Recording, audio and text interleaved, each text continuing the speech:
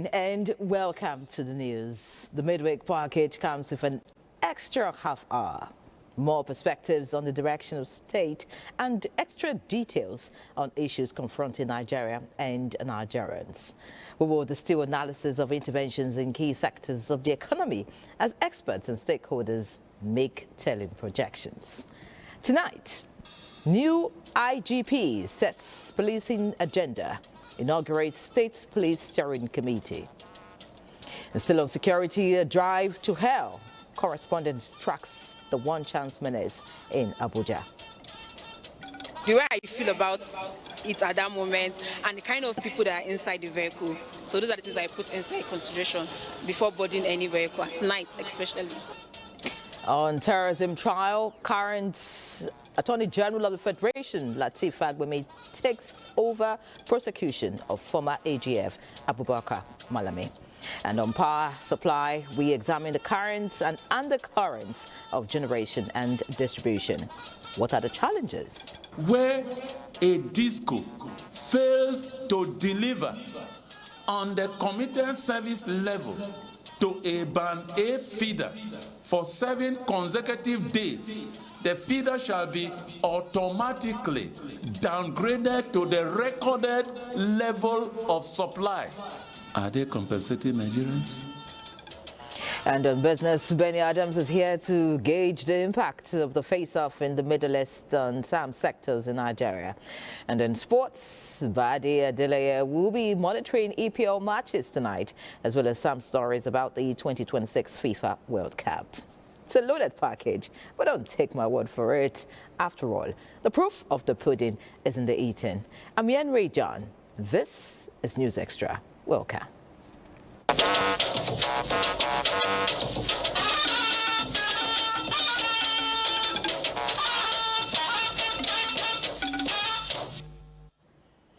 Let's hit the road tonight as the Federal Executive Council is working out a new measure towards addressing power supply issue in the country, with the setting up of Grid Asset Management Company under consideration.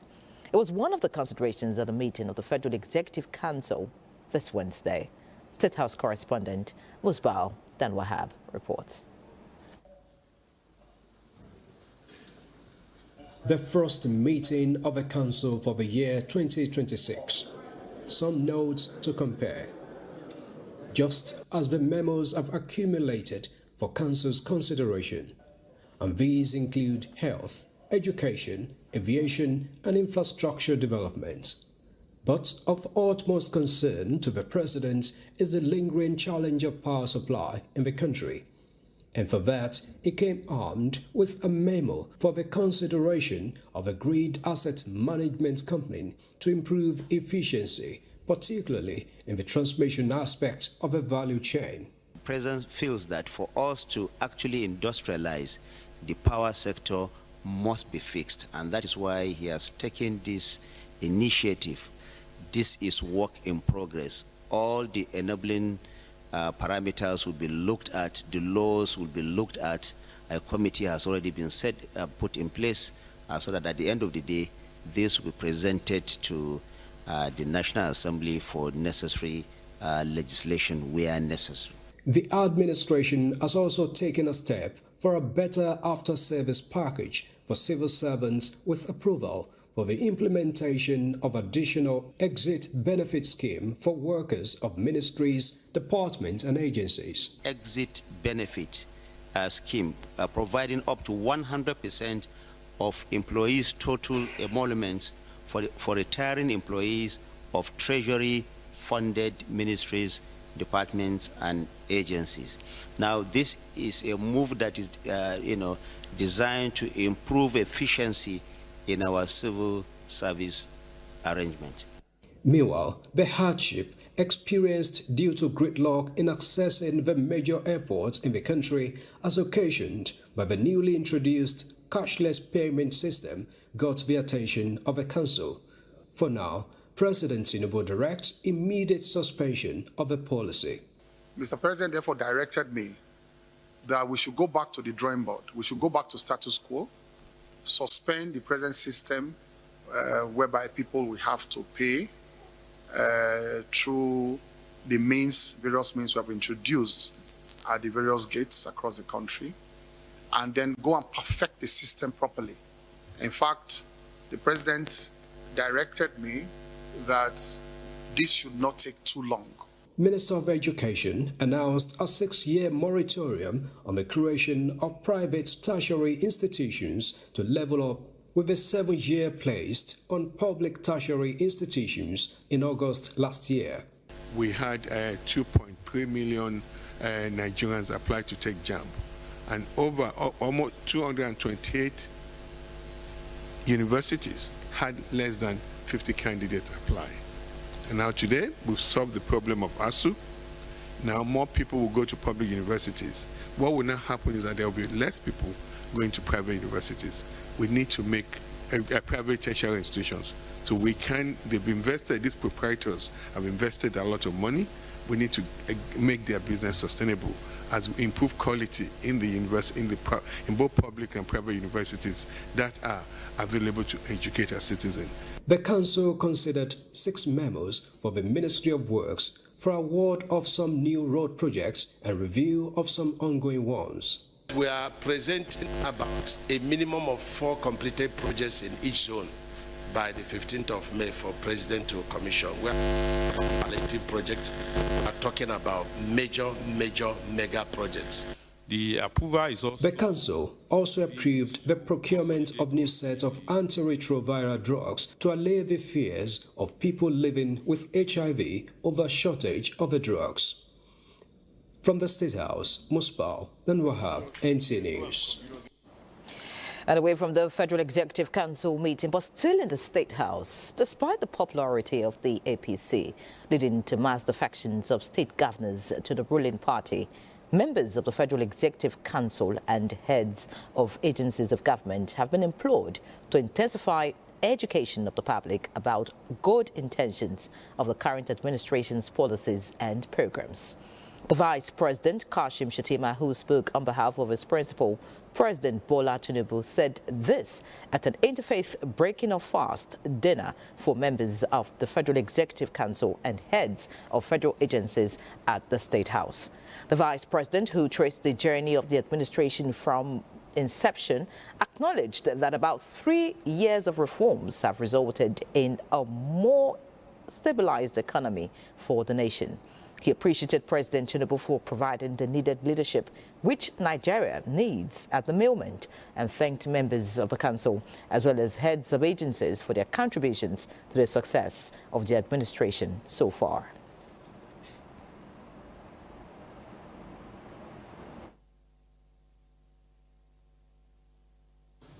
The economy has bounced back.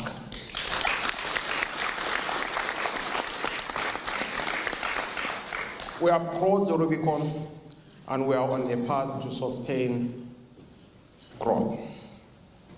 Our appreciation for the support the Federal Executive Council and other members of the government has given to this administration.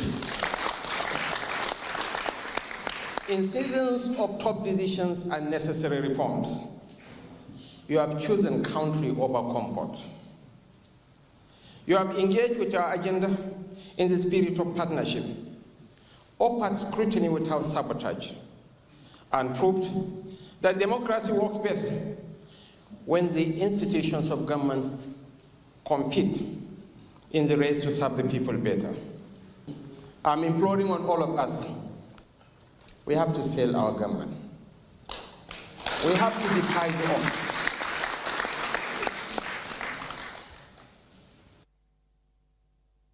They prayed for continued strength and wisdom for the president, as well as peace and development of Nigeria. Now talking security, the newly appointed Inspector General of Police, Olatunji Disu, has been sworn in. The new IGP took oath of office before the commencement of the Federal Executive Council meeting this Wednesday. President Bola Tinubu appointed Olatunji Disu, the 23rd IGP, after the resignation of his predecessor, Kayode Egbetukun, last week.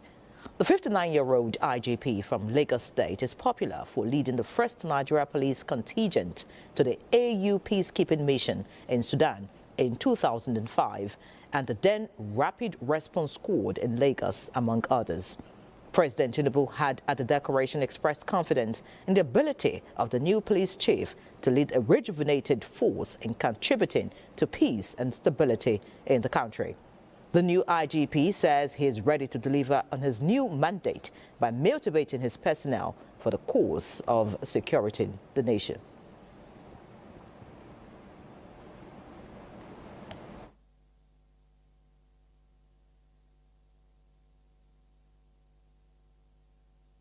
I'm bringing law and order to the table. Like I mentioned earlier, I've made up my mind to ensure that my officers get to know that we are working for the people of the Federal Republic of Nigeria, and the citizens of the country are our bosses. The committee was set up early this morning to look into the issue of state police from the angle of the Nigerian police. We don't want it to seem as if others are taking decision and we, the most important people concerned, did not do anything. We want to ensure that the best thing is done. State police has come to stay, and the police should be able to contribute their own part in making it succeed. The police are not afraid. Our jobs are not being taken. It's just an issue of partnership. The president also inaugurated 6 commissioners of Revenue Mobilization, Allocation and Fiscal Commission and 2 Federal Civil Service Commission.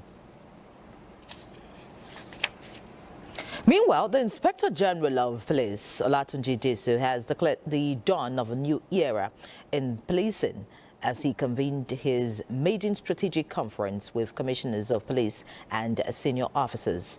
Addressing the top-ranking officers at the force headquarters in Abuja, the Inspector General said his administration will be anchored on professionalism, accountability, transparency, and strict respect for human rights. Security correspondent Francis Fom reports. The conference, first since assuming office as head of the Nigeria Police Force, brought together senior police officers. IGP Olatunji Disu told the senior officers that leadership is not about position but responsibility, stressing that public trust remains the most valuable asset. He reaffirmed that the Nigeria Police Force exists to serve the people, protect the nation, and uphold the rule of law, warning that any conduct capable of undermining public confidence would not be tolerated under his watch. The message must be clear. No officer is above the law. Citizens must feel safe and encouraged to report wrongdoings, while officers must understand that loyalty to the force does not extend to shielding misconduct or tolerating indiscipline. While emphasizing discipline, the police boss pledged a renewed focus on training and capacity building to enhance operational effectiveness nationwide. In a major highlight of the conference, IGP Disu formally inaugurated a 7-member steering committee on the implementation of state police, describing the task as both significant and timely. State policing holds significant potential benefits for our country by bringing law enforcement closer to the communities and enable quicker and more targeted response to emerging threats. IGP Olatunji Disu assured officers that the introduction of state police will not diminish the constitutional role of the Nigeria Police Force as the primary national law enforcement institution. Francis from NTA News. Attention is still on security as the situation is calm security-wise across the Federal Capital Territory, with adequate operational deployment by the police and sister security agencies to provide the needed security across the city. This is against the backdrop of planned protest slated for Wednesday by members of the proscribed Islamic movement in Nigeria. Security correspondent Onotu Yakubu updates us on the situation. Berger roundabout, where I stand now, is one of these strategic locations where The planners, the suspected planners of this protest usually converge to disrupt the peace and security of the nation's capital. But from all indications, early intelligence have been able to pay to their plans for this particular protest, and security deployments from across board has been able to ensure that law-abiding citizens go about their lawful businesses since the beginning of the day without any breach of peace across the city. Other such locations are Wuse Market, Arab Contractors Junction at Utako, Area 1, and the Federal Secretariat. Commissioner of Police, FCT, Mila Ntawai, had on Tuesday addressed a detachment of mobile policemen deployed from the force headquarters to back up the command's operational order, charging them on rules of engagement. Stay together, carry out the assignment together, finish together. Yes, sir. Nobody uses any weapon. You have senior officers that will assess situations. But when somebody carries a weapon and points at you, will you wait and take his bullets? No, sir. NTA News monitoring around the city saw a good presence of the joint security formations. Similar deployments were also made to entry points from neighboring suburbs, with residents going about their lawful duties without let or hindrances. In Abuja, Onotu Yakubu, NTA News. Onotu says there's calm security-wise, but boarding a random cab, especially at night, could be perilous in the FCT and some other cities. Now, although law enforcement agencies have made efforts to crack down on the menace, one chance seems to be a stubborn weed that will not just go away. Now, Jonathan Omajali went out this evening to find out what commuters watch out for in order to avoid a drive to hell. The motor parks have shut down for the day, but this is one place where movement never stops. From travelers to workers returning home late, someone is always on the move. But getting home late is not even the problem. The problem is boarding the wrong vehicle. One chance operators continue to cast their nets for unsuspecting travelers and commuters. But what do you do when you have no choice than to board one of these along vehicles, as we call them? Well, let's get to hear from the people. First of all, I look at the set of people that are inside the vehicle.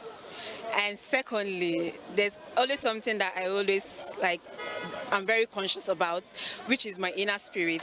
There are times that I want to enter a vehicle and I looked at the atmosphere, the people inside, and how they are behaving. Something just tells me, no, don't enter this. And for several times, actually, it has worked for me. I don't get to enter that vehicle.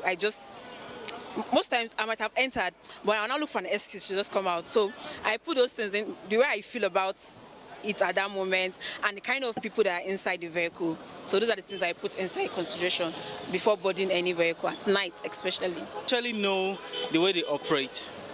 But if I enter their motor before they move, before I enter any motor, the first thing I observe, I look into all the passengers inside the motor, and I look at the driver also. If I see the way they are sitting or the way they are looking, it's not that friendly, I will easily back up. So far you've not had any bad experience? Not at all, I've not. But my wife had, I think, maybe a couple of all this one chance issue, maybe a couple of times. Sometimes I take along from Area 1 here to life camp. But sometimes it's the way I get scared of that, because sometimes they follow through Uye to bust out through the other side. Like the last time I entered, I was scared around 12 o'clock. I was just standing here, so like one of them was inside the car, so he come out. He came outside, and I said I'm going to life camp. So he allowed me to enter. He left. So he came back again and entered inside the car. So I was very scared. I have to go out and tell him I can't enter this car again. I was very scared, very, 100%. Very scared. Even today, like now, I have to just close very early to go back home because I don't want to reach that risk again. Well, vigilance is key. And if you're a spiritual person, just like some of them said, listen to what your spirit tells you. In all you do, try to be security conscious. Jonathan Omajali, NTA News. Many thanks, Jonathan. I hope you're also a spiritual person yourself and be careful of one chance. But talking about one chance, earlier today, security correspondent Francis Form had the chance to speak with the Commissioner of Police for the FCT on one chance.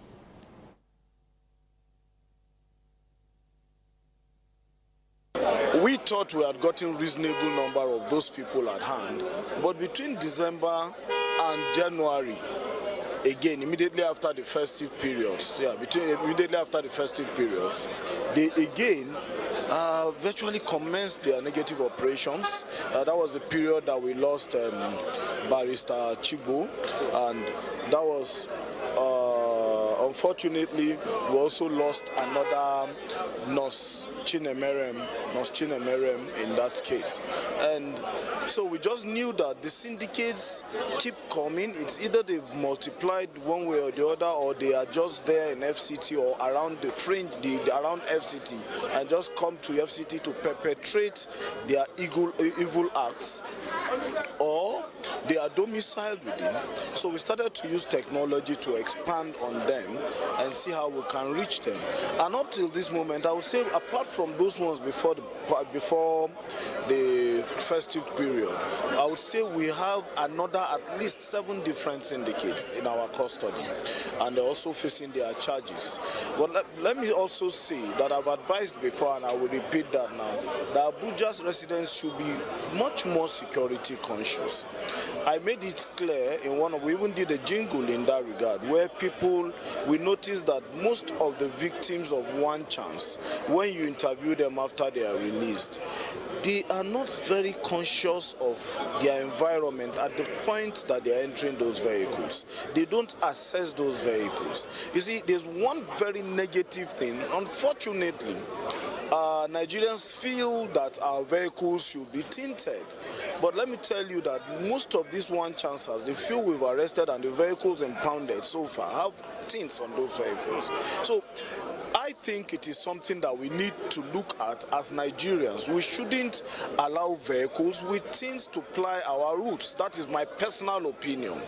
My personal opinion. I'm not saying it's the opinion of the force, but I think seriously we shouldn't allow such vehicles to ply our routes, because there are so many people out there that have negative intentions for using those kind of vehicles. About vehicles that cover their plate numbers, that we've been working on, we've impounded a whole lot of those vehicles. But you see that after you impound and you charge to court, you will think that almost immediately, they will be permanently impounded, but they go and pay fines and come out. So we need very stringent laws that will make people not to cover plate numbers. So it is so unfortunate, but Abuja residents should be much more conscious of their environment, especially when they are boarding vehicles. There are recognized parks. I think they should leverage on those recognized parks, and when they have to be on the roadside, what people will call along to take vehicles, they should be at least conscious enough, they should be vigilant enough to study the kind of occupants of those vehicles. Some of those occupants, you see a vehicle with, say, 3 hefty men and a young lady, which are mostly their targets, is comfortable entering that vehicle without and sometimes they come down and sandwich her, put her in the middle. Some of them, it is at the point, the few that have escaped after being pushed out, I think it is at the point of pushing them out of the vehicle that they hit their heads somehow. The Commissioner of Police for the FCT there, the message is simple, be security conscious. Now, still talking about security, but financial security this time, despite the financial and emotional harm inflicted on vulnerable Nigerians by fraudulent financial institutions. More people fall victims to schemes that promise unrealistic financial returns on investments. In a decisive move, Nigerian Senate is taking steps to protect Nigerians. National Assembly correspondent Lamiali tells us how. The Senate, through its Joint Committee on Banking, ICT, Anti-Corruption and Capital Markets, is making a push to place fintechs and other financial digital platforms under the supervision of the Central Bank of Nigeria. At this public hearing on a bill to amend the Banks and Other Financial Institutions Act, BOFIA, which is combined with an investigation into operations of Ponzi schemes in Nigeria, Senate was firm that the more than 60 million Nigerians patronizing electronic payment systems and other financial digital platforms must be protected. Fintechs, i.e. mobile money operators, payment platforms, digital lenders, and settlement companies now serve millions of Nigerians. They process vast transaction volumes and they hold sensitive financial data. The laws that we have currently are yet to keep pace with their scale and systemic relevance. Fintech companies and digital platforms have significantly advanced financial inclusion. However, innovation must be matched by effective regulation. As institutions grow in size, the risks they pose to the broader financial system also increase. Part of the proposal in the bill is the establishment of a national register for transparency and ownership disclosure. The creation of a FinTech Innovation and Coordinating Committee.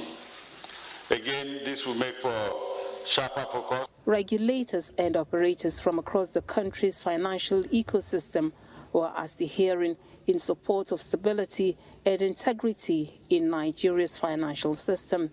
From the National Assembly, Lami Ali, NTA News.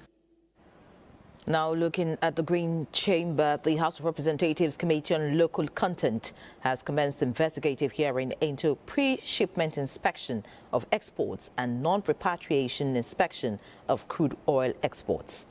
At the first session, the committee expressed disappointment that only 8 out of the 21 pre-shipment inspection agents showed up, which it says is unacceptable. Correspondent Ladibala reports and brings us the details. The investigation is aimed at determining the exact amount of repatriated export proceeds from the oil, gas, and non-oil sectors, and to identify why government agencies report conflicting export earnings data. The committee is also looking into allegations that some operators fail to remit certain percentages of Nigeria's crude oil export proceeds, among other issues. Question about whether Nigeria is receiving the full value of what is taken from its soil and water. Committee members took turns scrutinizing operational status to establish whether due process was followed in recruitment and efficiency in delivering mandates. We have the issue of metering devices in our flow stations. That's a bigger issue. Crude oil loss, crude oil theft, shortage in supplies. Common sense also tells me that if everything is so good, then we're lying. They don't need any, there's no reason to want you. Your service becomes very redundant. However, the committee members were unable to make much progress due to the failure of most of the PIAs to submit all the required documents to support their claims. The lawmakers directed the agents to return at a later date to be communicated with all relevant documents. From the National Assembly, Ladibala, NTA News. Let's take a break now. There's more news when we return. Please stay with us.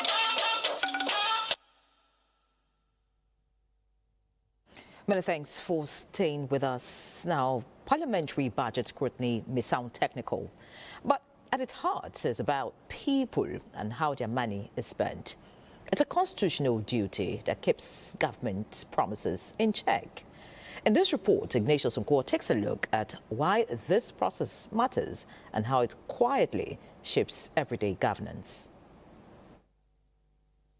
Committees of the National Assembly sit across conference rooms, scrutinizing budgets of ministries, departments, and agencies of government.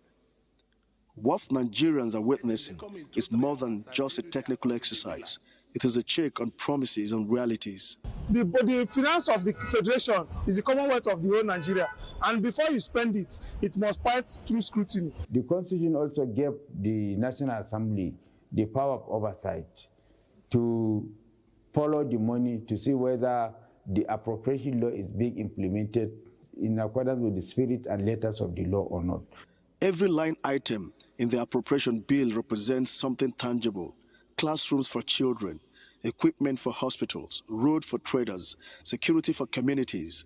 When legislators question revenue projections or probe past spending, they are in effect asking a simple but powerful question: will this budget truly improve the lives of Nigerians?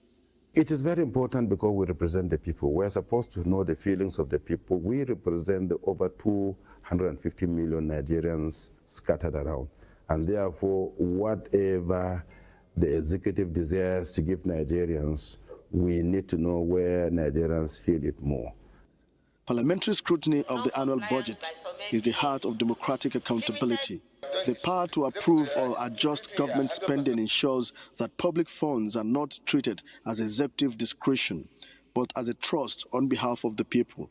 Parliament has so far been effective in carrying out this function.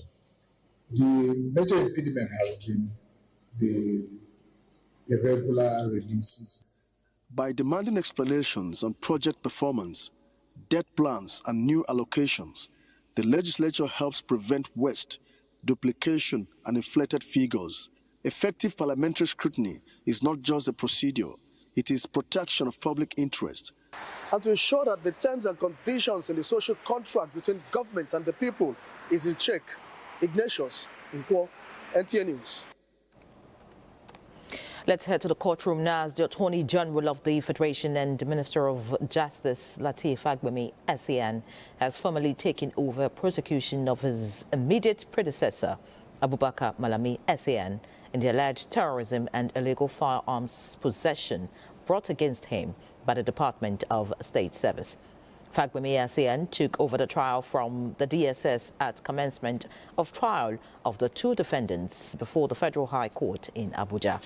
During proceedings, Fagbemi, SAN, through the Director of Public Prosecution of the Federation, Rotimi Oyedepo, SAN, announced appearance in the matter.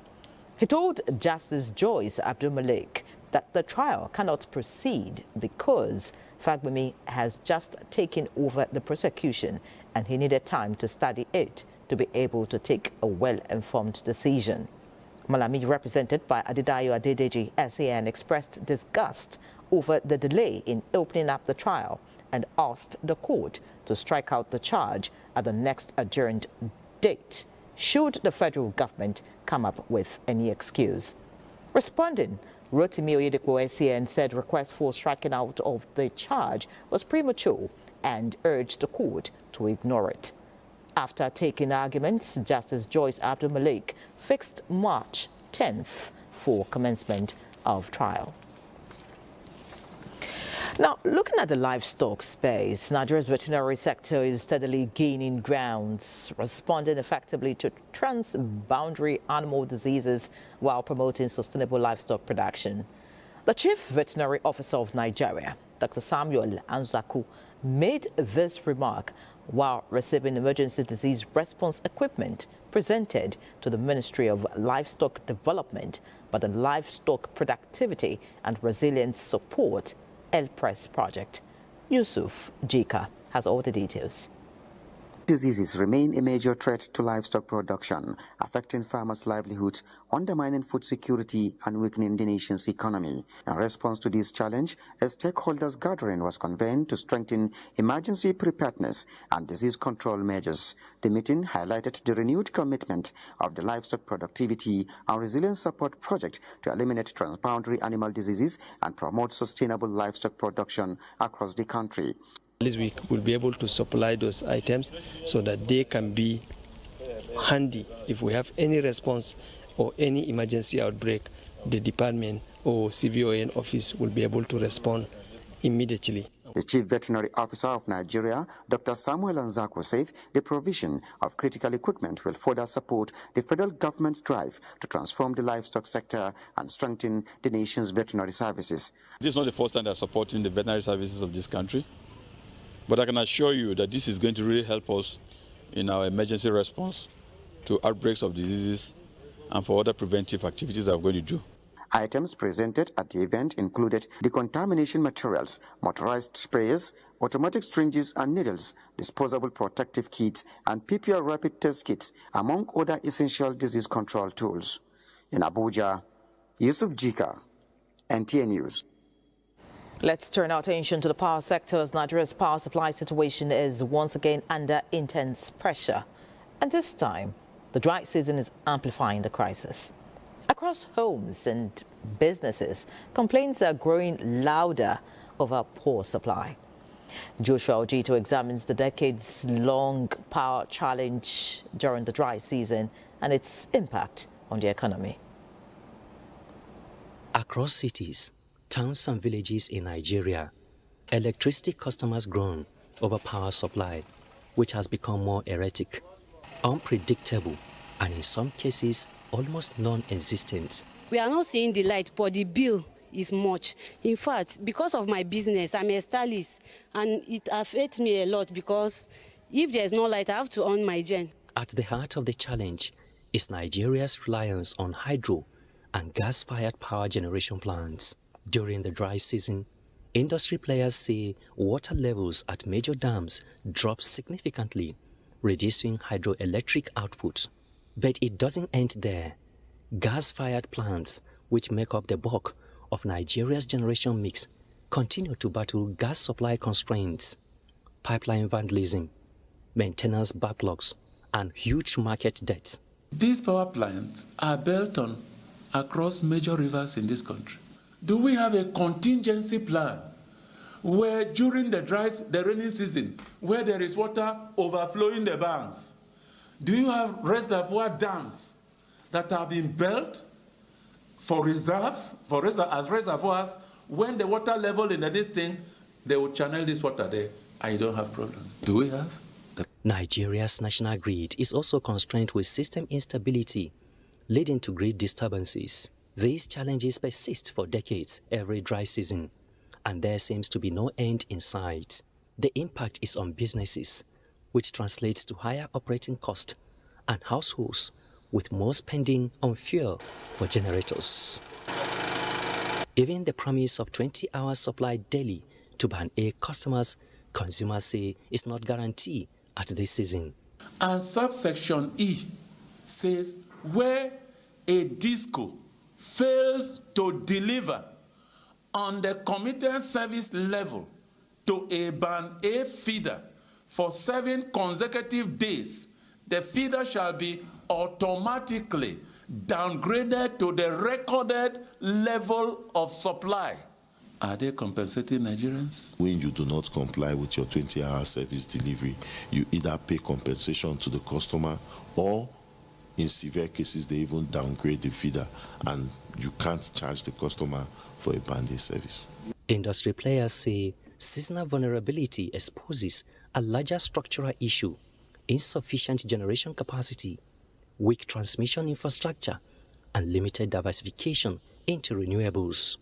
The big question now is not just about managing the dry season, but whether Nigeria can finally build a power sector resilient enough to withstand seasonal shocks.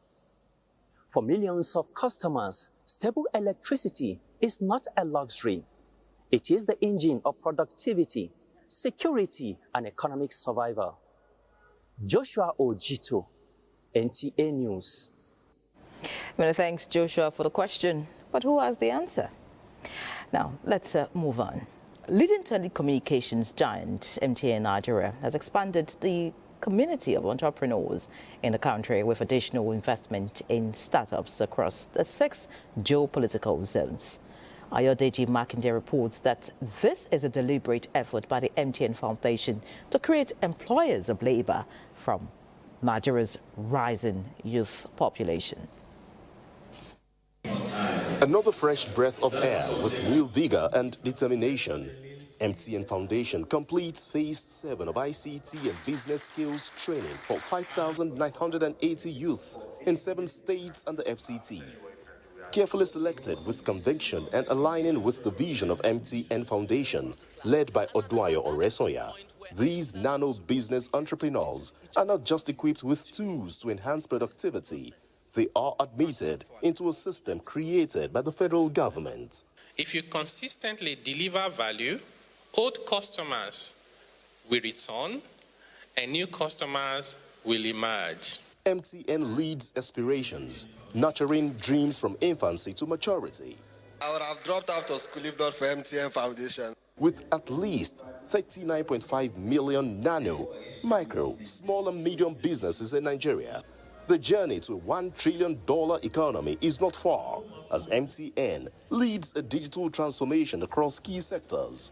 You survived it. And I think that's enough fuel to tell you that it can be difficult, but it can be done. So know that you are here because you're standing in the gap for many other people who can't be here. And so when you go out, you encourage them. When you go out, let them know that, it is possible. It helped me to shape my business.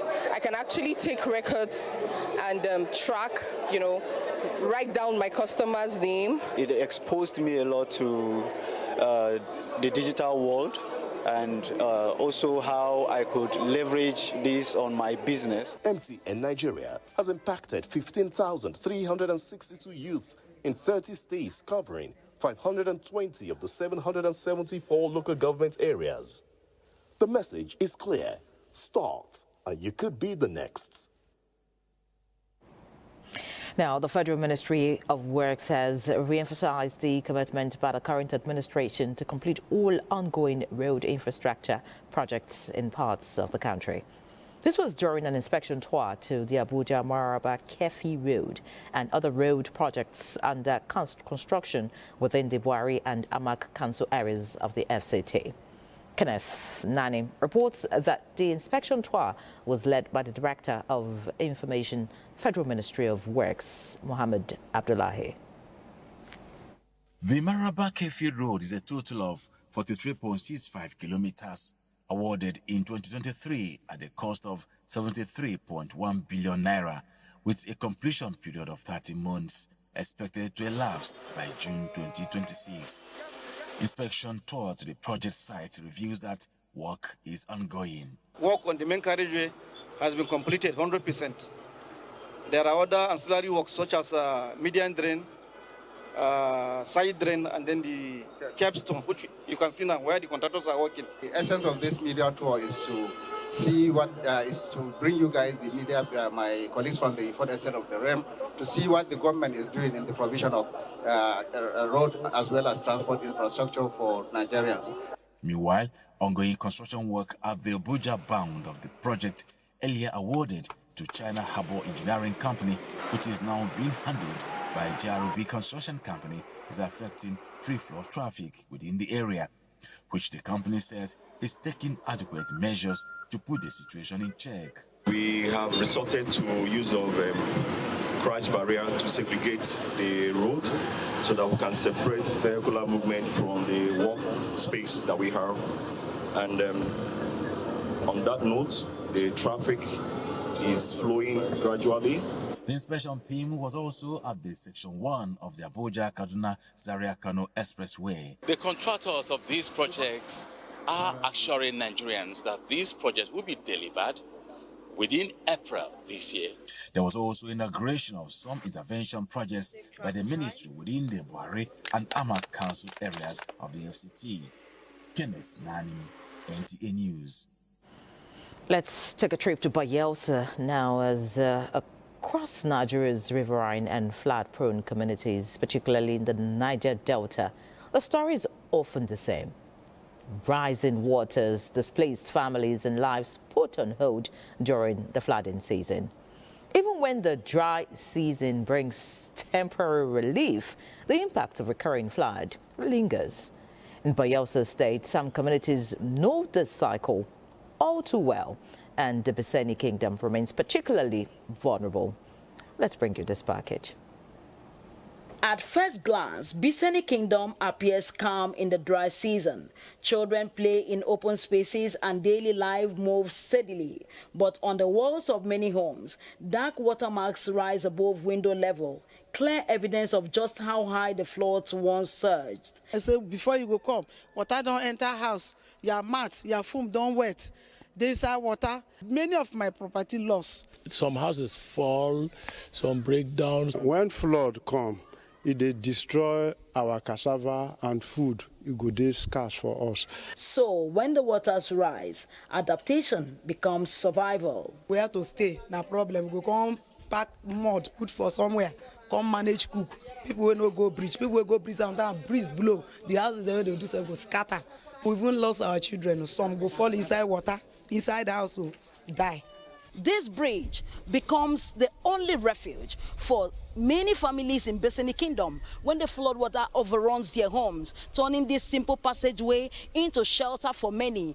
At that bridge, during the flood, some they suffered, and some people lost their life. When you mistakenly fall into a current area, the current will take you away. Beyond physical damage, floods disrupt schooling, healthcare access and livelihoods, deepening economic and emotional strain. Community leaders and others are now urging authorities to establish elevated safe zones above known flood levels, allowing residents to resettle more securely and reduce repeated displacement and, in worst scenario, mortalities. The rivers are now, they are not deep enough. If the government can dredge those places to be deep enough to accommodate much quantity of water, maybe the water may not flow into this level that he was suffering the people. If government would think of it and feel that let relocate these persons to, or these people to a better place, a higher ground, I think we will love that, we will welcome it. Here in Biseni Kingdom, the dry season brings relief, but not resolution. So, until lasting solutions are put in place, the people of Biseni will continue to live above the water, waiting for a future where survival is no longer seasonal. From Biseni Kingdom, Yenagoa Bayelsa State, Ifoma IOJ, NTA News. Many thanks, Ifoma. Now time for another break. Please remain tuned. Thank you for staying tuned. Many residents of Anambra State are hailing the sentencing of the controversial native doctor Chigozie Nwangu as victory for the state against crime and a step towards youth reorientation. The 29-year-old native doctor was sentenced to 11 months in prison of the 2 years initially handed down for his involvement in money rituals, questionable practices and other criminal charges. Ngozi Okekero reports. Once the convict started like a religion, suddenly gave birth to a crime that terrorized the society. Since the way I yell, go to my place, you see nothing like that. Trouble for the celebrity native doctor Chigozie Nwangu began in February 2025 when he was arrested by operatives of the state security outfit on allegations of aiding and abetting kidnapping and money rituals, among others. He was arrested alongside 2 others, Mr. Onyebuchi Okocha, also known as Onyeze Jesus, and Ekeni Bwekweze, also known as Eke Heat. While the 3 were undergoing trial, judgment was delivered on Nwangu's case on Friday, February 27, 2026, at the Anambra State High Court. Justice Jude Obiora handed Nwangu a 2-year jail term, citing his remorse and basing the conviction on both the Criminal Code and the Anambra Homeland Security Law. The terms also include that the convict will serve as an ambassador for youth reorientation, demolition of his Oba shrine, ceasing to practice Okite or administer related charms, making a public statement denouncing Okite.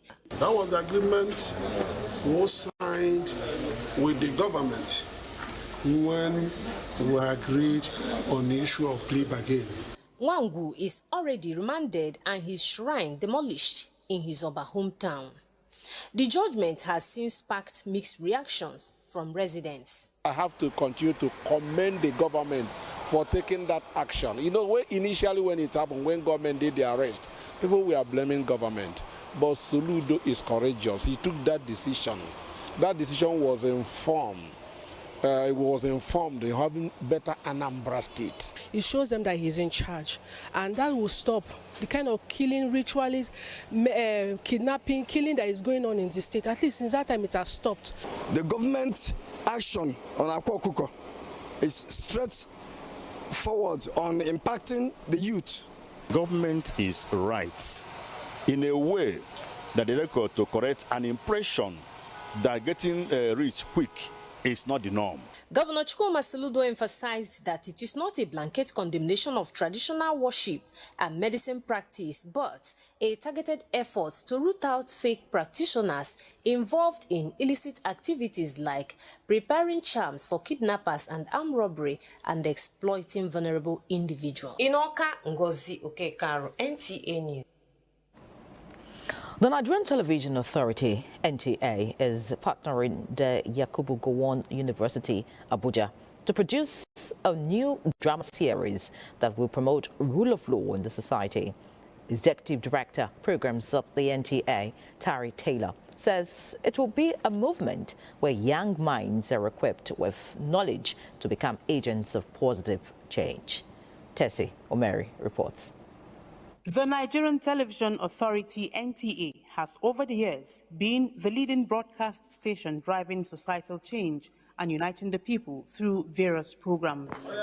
Now, NTA is deepening its partnership to sustain its leading role of entertaining and educating the public, and the Theatre Arts Department of the Yakubu Gowon University, formerly known as the University of Abuja, came in handy to enable NTA drive its mandate.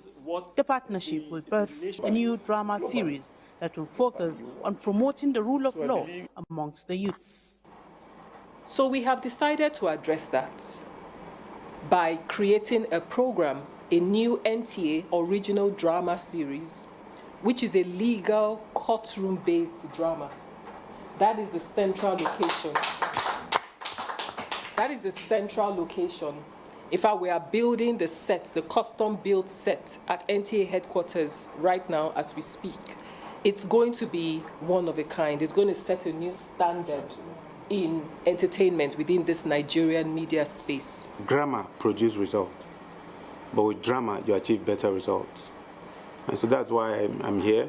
I know the impact and the effect of just stage drama, not talk about television that can even repeat and you see and you know, constantly, regularly, on a daily basis. This will do well. I think the impact will be felt. The target is to build a society where rule of law is adhered to and a generation of responsible youths. The drama series will be a blend of both the old and the young generations. In Abuja, Tessie Omeri, NTA News. In other news, President Bola Tinubu has approved the renewal of the appointment of Professor Ayo Omotayo as the Director General of the National Institute for Policy and Strategic Studies, NIPS, Kuru. The appointment is for a final term of 4 years. President Muhammadu Buhari initially appointed Omotayo in November 2021, and the Senate confirmed the appointment in February 2022. Omotayo is a professor of environmental sustainability. He attended the University of Ibadan from 1980 to 1990, where he obtained a PhD in geography. He began his teaching career at the Lagos State University, LASU, in 1985 and rose through the ranks to become a senior lecturer in 1992 at the age of 30. He was the Dean of the Faculty of Social Sciences between 2012 and 2017 and the Director of the Center for Planning at the University, Lagos State University, until he was appointed Director General of the National Institute in 2021. Meanwhile, President Bola Tinubu felicitates with the former president and elder statesman, Chief Olusegun Obasanjo, on his 89th birthday on March 5th.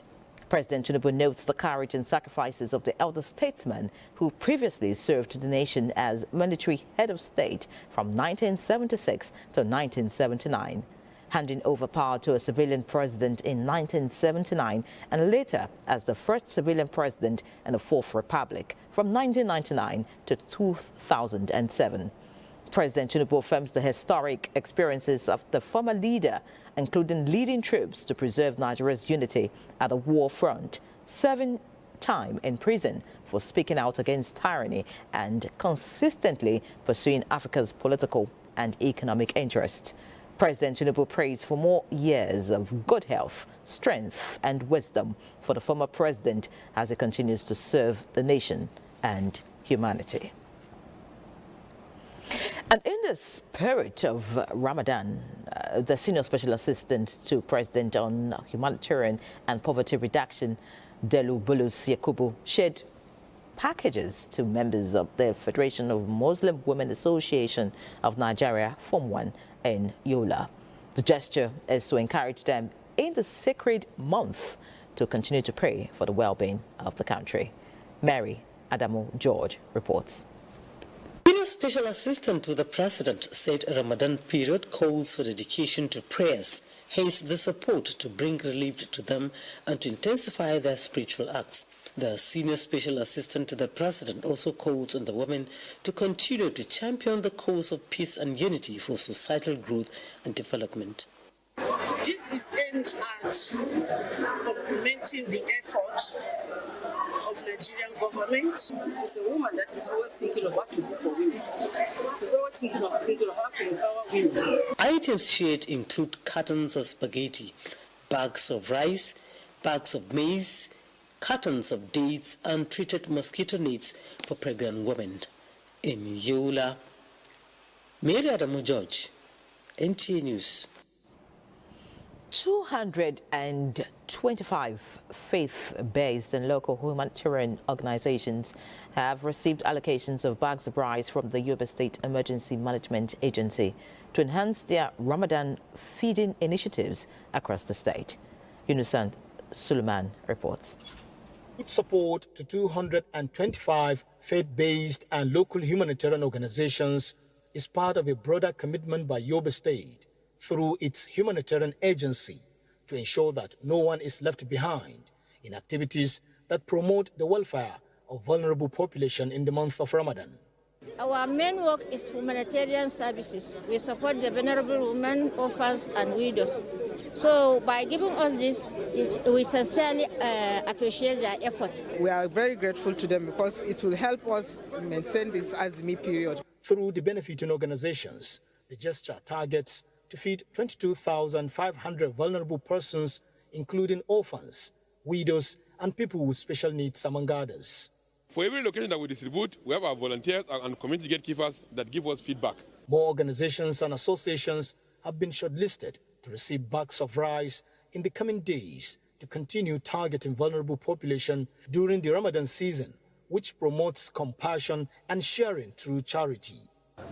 In the metro, Yunusa Suleiman, NTA News. Similarly, the Nigerian Television Authority will always support initiatives aimed at encouraging religious tolerance and promoting societal well-being. The Zonal Director, NTA 2 Lagos Network Center, Evelyn Nwosu, stated this at the 13th Annual Yusuf Jibo Ramadan Lecture in Lagos. Lane Leneke reports that Islamic scholars emphasize the importance of security consciousness. Everyone's individually responsible for everything we do. The 13th Annual Yusuf Jibo Ramadan Lecture has become an avenue for moral reflection. This year, it focuses on the urgent need for ethical rebirth in Nigeria.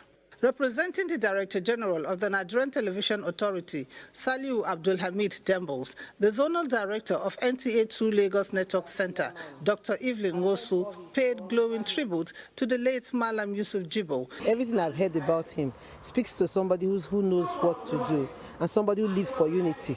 This year's lecture addressed two critical pillars: rebuilding broken walls, hope for Nigeria's insecurity, and understanding the core principles of riba in business dealings. Let us go back to our honor, take our amana, our trust. When we take it, inshallah, there will be peace and harmony. Islam, as a religion, forbids charging any increase when you are lending money to another person. For the organizers, the lecture is more than just a memorial. It is a tool for national development. It is the goodness of Yusuf Jibo that is manifesting today. If you are good, anywhere you are, to your neighbor, in your office, your community, your family, the goodness will continue to follow you. After so many years, our father is still, his memory is still being revived, it's still being remembered, his good words, everything. In Lagos, Lane Lenake, NTA News. Let's talk business. Benny Adams has all the details. Benny.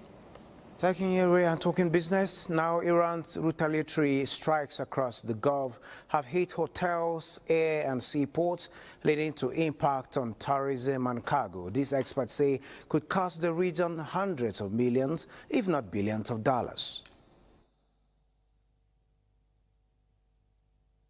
It's pretty well the biggest shutdown we've seen, certainly since the COVID pandemic. So when they are shut down, it has a significant impact not only on holidaymakers and business travellers, but also on cargo. And that has a major impact on the supply chain overall. If the conflict continues and oil prices stay high for a prolonged period of time, then obviously it's going to be reflected in increased costs for everyone. Now, looking at the impact of this crisis on oil prices rose about 1% on Wednesday as the U.S.-Israeli strikes on Iran disrupted Middle East supplies. But the pace of gains slowed from past sessions after President Donald Trump suggested the U.S. Navy could escort vessels through the Strait of Hormuz. Brent rose 91 cents to $82.31 a barrel after closing on Tuesday at its highest since January 2025. Let's take a look at prices of energy and other commodities around the world at this time.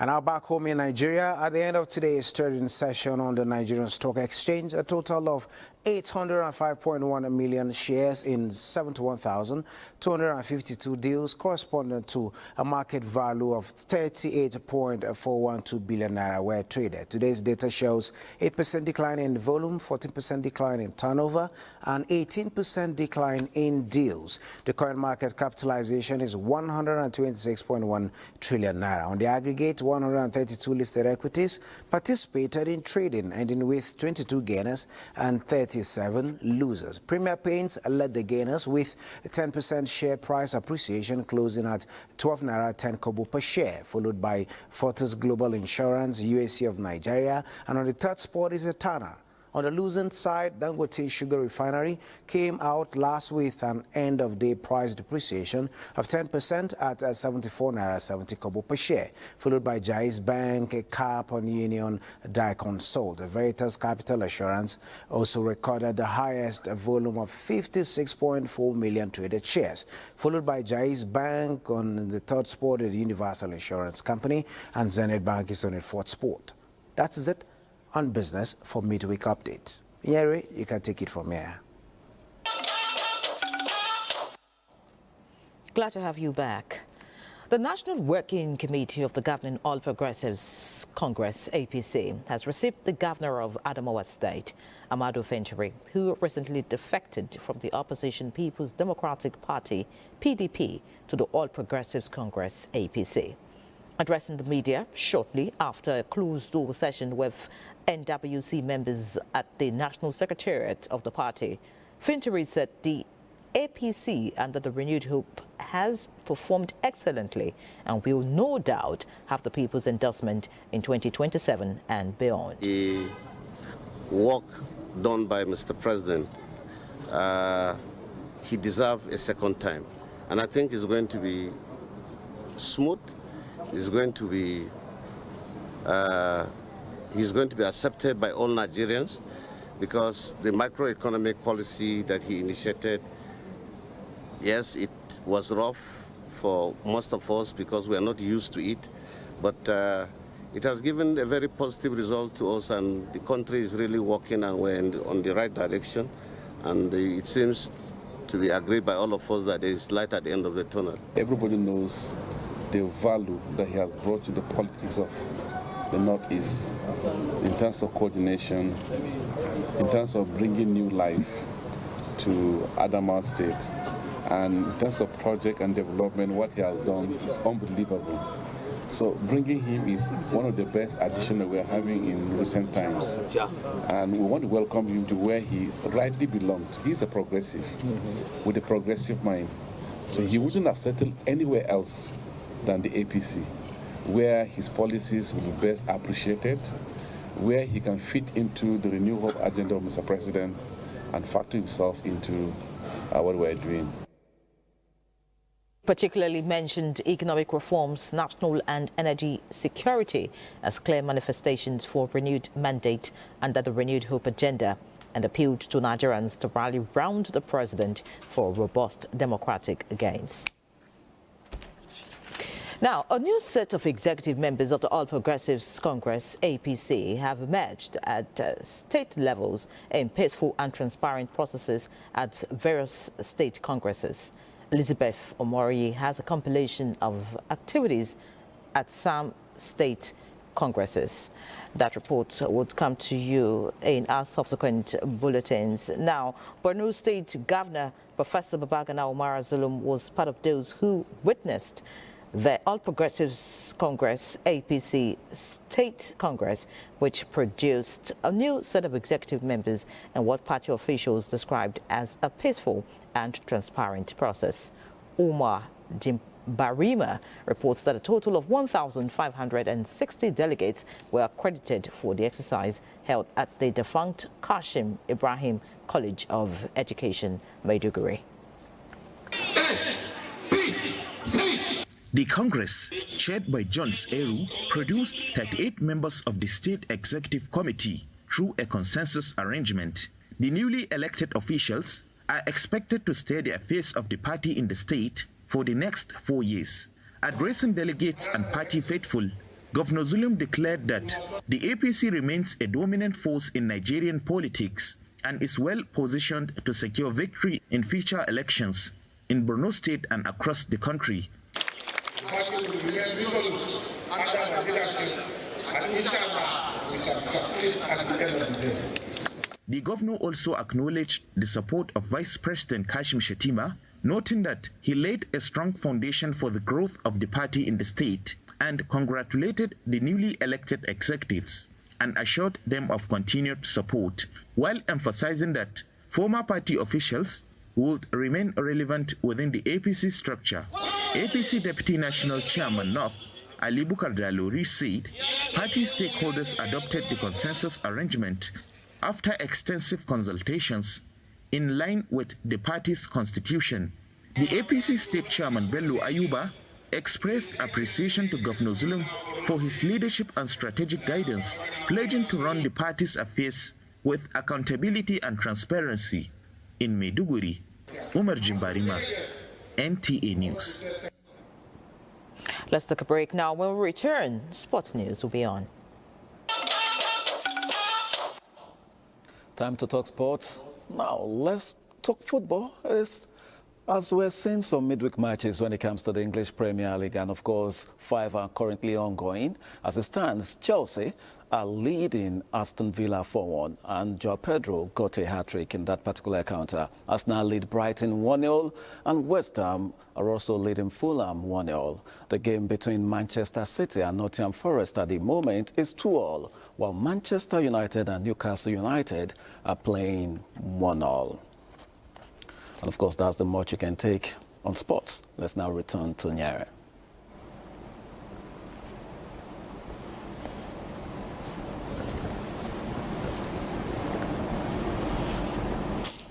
Well, thanks, Buddy, for the update. Now, President Bola Tinubu has sent a 5-man delegation to represent him and the country at the final burial rites of Reverend Jesse Jackson, the American civil rights leader, activist, and former presidential candidate. Jackson passed away in Chicago at age 84. A statement by the special advisor to the president on information and strategy, Bayo Nanuga, indicates that Senator George Akume, secretary to the government of the Federation, is the leader of the delegation. Other members are the Minister of State for Foreign Affairs, Bianca Odumegu Ojukwu, the Minister of Arts, Culture and Creative Economy, Hanatu Musawa, the Special Assistant, Special Presidential Envoy for Global and Pan-African Affairs, Brian Brown, and the Senior Special Assistant, Foreign Affairs and International Relations, Ambassador Shola Enikonloye. The delegation will deliver President Tinubu's message of condolences to the Jackson family. In an earlier tribute, President Tinubu described Reverend Jackson as a great friend of Nigeria and Africa. Now, the body of Ace sports broadcaster and analyst, late Mohammed Oyeniyi Oyeleke, popularly known as Neye Oyeleke, has been buried according to Islamic rites at the Muslim burial ground of our headquarters of our local government area of Kwara State. Imam Musbudin Giwa led sympathizers in the performance of the Janaza prayer on the deceased. Late Neye Oyeleke died Tuesday following a brief illness. Has converged on the Muslim burial ground of to pay their last respects for the Ace Sports broadcaster Neye Oyeleke, and Ofa-based Islamic cleric Ustaz Musbauddin Giwa led the sympathizers to perform the Janaza prayer.